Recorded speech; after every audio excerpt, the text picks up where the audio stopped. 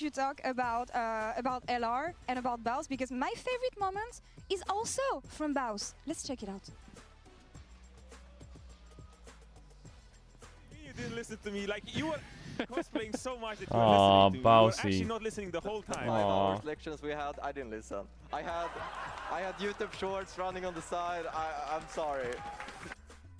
Based. You think he was sorry? Because I don't think he was sorry at all. No. I don't think he was so, though. I'm sorry to say. What a beautiful sight. I did teach him that base defense was all me, baby. I taught him that. I taught him that. My Gragas was out of this world. I did a lot of your Gragas, buddy. Calm down. No, it was all me. He cannot take that away, and he's not here to defend himself today. The only thing good about your Gragas is that he's in character, the way he's playing. Oh okay, moving on. What do you have, actually? Oh, it's me. Yeah. Definitely, yeah. In his Leak own, the scrims. In his own house, he finds the Leak the scrims. here. Actually, I guess I can say the scrim results now, can't I? I'll get a doc to show it all, but our last week of scrims were good. We were scrimming like Na'Vi, we went like 3-2. We scrimmed G2 4 times. 2 times we went 0-5, 2 times we went 3-2 against him. We had 2 days against G2 where we went 0-5, and 2 days where we went 3-2 against him. We scrimmed KCB a lot, and when we scrimmed KCB a lot, it was like 3-2, 2-3. But in the last 2 weeks, we scrimmed KC. I'm pretty sure we went like 5-0 twice or something. Not KC main team, sorry. KCB. KCB, big shout out to KCB, by the way. They didn't have many scrims. We didn't have many scrims. We scrimmed against each other a shit ton. Us and KCB. I felt like we got a lot better, and I felt like they actually helped us improve a lot, because I think their level was really strong. In scrims, that team was really strong, I think, for us. And towards you can kind of feel how much better you're getting, because we scrimmed them like 8 times. We scrimmed Vitality and went 3-2, I think, or 2-3. I don't know. I'll have to get the results, but our results in the first 2 weeks were pretty rough. We were kind of losing most our sets, or we weren't losing hard. We were losing like 2-3s most of the time. In the last 2 weeks, we were winning 3-2 against some of the good teams.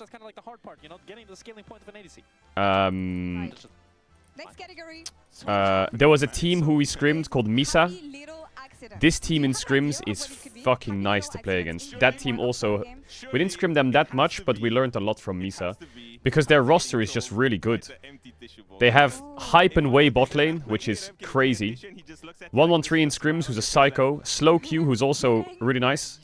And their top laner was good as well. That team was good. I don't remember very well. I don't want to misrepresent some of the results. It's just off the top of my head from what I can remember. It generally got better. There was definitely a lot of days where we went like 1-4 or 2-3 against some of the teams. But overall, our win rate was not bad. We scrimmed in December. We realized a lot that we needed an AD top. We need AD tops. Because if we end up in drafts where we have like Azir, Gragas, and like a Vi, the scaling was never good for us. Never. Because what would happen is they would stack Mercs and MRs and shit, and it would get bad for us. Like when we played Azir, Orianna, or if we had this comp similar with Orianna here. So we scrimmed Cassante a lot, because we needed a blind top laner, right? So when we were on blue side in scrims, we were scrimming Cassante. Because you can't blind Vi top. It's not pretty. I can tell you from experience.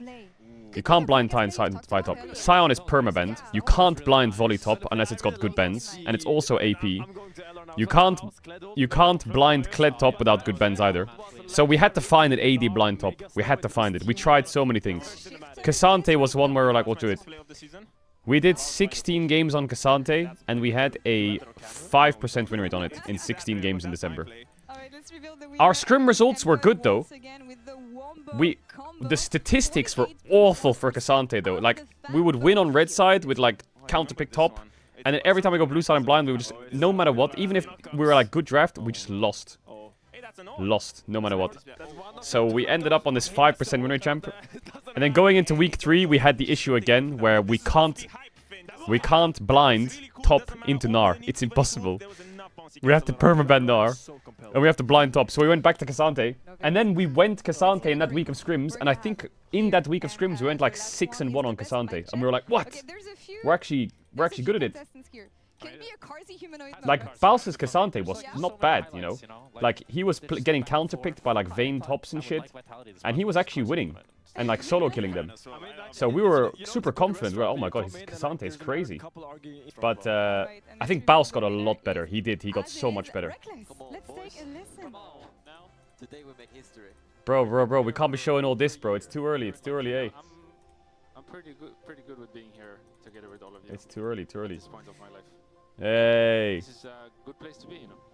Hey. Agreed. I wouldn't want to be here with anyone else. You know, sometimes it's about the power of friendship. We had a good time. I will say the first few weeks in the boot camp, it was like tough. There was like a lot of like, Love it. I think it was new season, high stress. Towards like the middle of the LEC, I think everyone was getting really close to each other. It was great. But yeah, I think our win rate in scrims was a bit rough in the boot camp. It got slightly better before LEC started, and then it got way better towards week 2 onwards, I think, when we started winning. It really like motivated everyone, and everyone was putting in all the work. But yeah, I think Baus improved so crazy much. Yeah, we tried some crazy champs. He played AP Jackson scrims, bro. His AP Jackson scrims towards the end of the split was actually ready. It was ready for Fearless. It was unironically ready for stage games in a best of 1, if the angle was there. He was fucking frying on that AP Jax. The problem we had with his AP Jax sometimes was he would play like, I mean, he still did play it, but he played like Phase Rush, Dark Seal, Refillable, and then he played it against like Kennen top, and then he would like, obviously the lane is unplayable. So he would go like 0-1 or 0-2, and he would just be out the game until like a certain point. But then it got to the point where he was even. He was even against these champs. And he was like dueling them a bit. And then we were stable. And then he was broken, you know? So the AP Jax was ready. I think the what else was ready? We had the Kled, we had the Jax, we had the Vi ready. Oh, the Vi wasn't. The Vi was ready for week 1. But after week 1, 2, we kind of started to drop the Vi. The volley was always ready. We had the Gragas, obviously. I think his Gragas was insane. I think the Cho'Gath could have been something we were ready for in Fearless. Quinn. The problem with Quinn we had mainly is because in best of 1, you can't really play Quinn because mid-pool is a 0 Orianna or Talia Ryze. So you either play around your mage mid and have a front-to-back teamfight comp, or they have globals and the Quinn just gets fucked. So the Quinn is not good in Fearless because the comp just won't work. You can't have like Quinn, Azir, Vi. It just doesn't. That's just, you're just gonna lose, you know. Like your champs don't work well together. Ambessa, yeah, he was scrimming quite a bit on Ambessa. His Poppy was good, yeah. Kayn, no, the Kayn wasn't really. I mean, I'm sure if we got into a game 5 Fearless and Baus said, guys, I'll go Kayn here, then we would lock it in. Did you scrim on Sion? We played 0 Sion games in scrims. Maybe 1.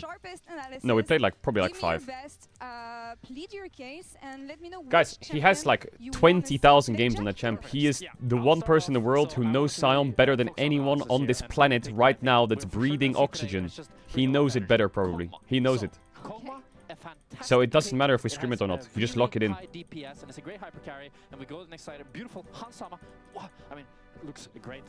We knew it would be permabanned. We actually didn't expect Vitality. I mean, some of us expected Vitality to leave it open, some of us really didn't. Win rate there on screen as well. 75%, 7 KDA, like, but we also had a lot of Sion games last year in pro play. I think his Sion was like 12-0 in pro. So why did this pick suddenly erupt? Well, it's what the fuck is this? Crowny posted on Twitter talking about how this new item, Dusk and Dawn on Kog'Maw, gives you so much damage and it makes the W proc on towers. It's absolutely incredible. If we can go to the next slide here. Yes, look at that damage. 1,600 damage on the tower with Kog'Maw W? What? Why was there a massive picture of Crowny? What was the craziest champ outplaced in scrims? He's super fuzzy, but that's not me. What was the craziest champ outplaced in scrims? What's this is just a buzzword. And that's exactly why you pick Owen. He does everything and he's the best champion in the game. Get just someone that loves Owen as much as Owen. Don't forget to breathe. I love how you went full I don't school remember. presentation, super serious, pleading your case, and then you did that. He got pretty good at a few champs actually. Don't worry, I'll come. I don't know, did he play Udyr in scrims? I don't remember. I feel like he played Udyr in scrims.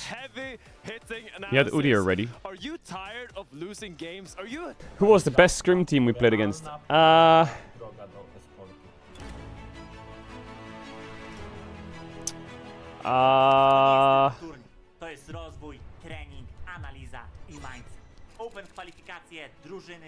I mean, G2 was good, but I feel like there was block. I mean, we beat them 2 blocks, they beat us 2 blocks, right? So.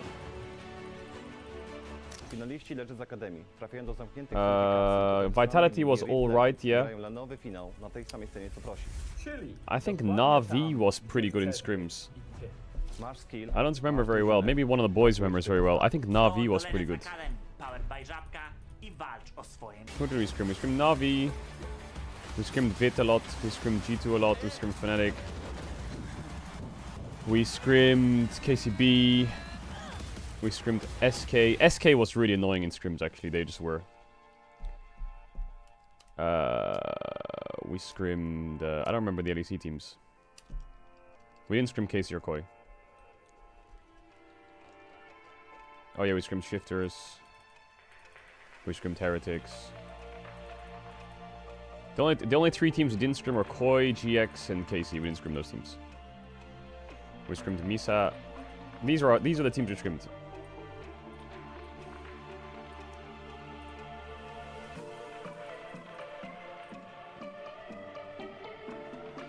All right, here you go.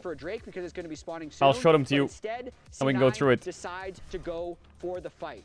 And boy, was this close. So this was the start of the bootcamp. It was a pretty rough start of the bootcamp. Pretty rough start. The bootcamp, we had a lot to practice. Started to ramp up towards the end of the bootcamp. Our meta read was pretty rough. Scheiße. This was the bootcamp, basically.